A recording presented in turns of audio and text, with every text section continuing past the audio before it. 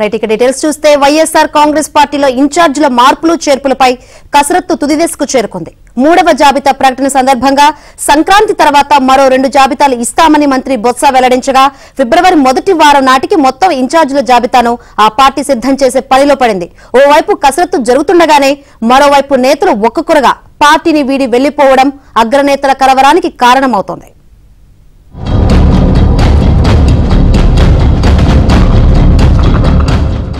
వైసీపీలో ఓవైపు పార్టీ ఇన్ఛార్జీల నియామక ప్రక్రియ కొనసాగుతుండగానే మరోవైపు అక్కడ ఎలాంటి తిరుగుబాట్లు రాకుండా చర్యలు తీసుకునే ప్రయత్నాలు చేస్తున్నారు. రీజనల్ కోఆర్డినేటర్లు ఆయా నియోజకవర్గాల్లో పరిస్థితిని అంచనా వేసి ఎక్కడ ఇబ్బంది ఉంటే అక్కడ స్థానిక నేతలతో మాట్లాడి ఒప్పించే ప్రయత్నాలు ప్రారంభించారు. గతంలో ఎన్నడూ ఇలాంటి ప్రయత్నం చేయని ఆ పార్టీ మొదటిసారి నాయకుల బొజ్జగింపుల పర్వానికి తెరతీసింది.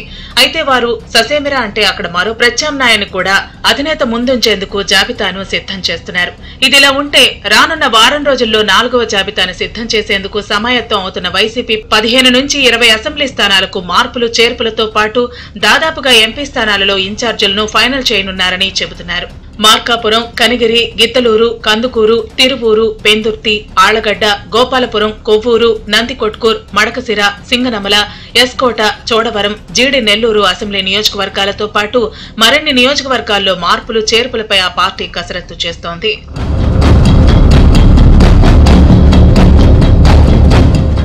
4వ జాబితాలో గిద్దలూరు నుండి అన్నా రాంబాబు స్థానంలో ఆయన కుమారుడు వంశీకృష్ణకు అవకాశం ఉంటుందని తెలుస్తోంది.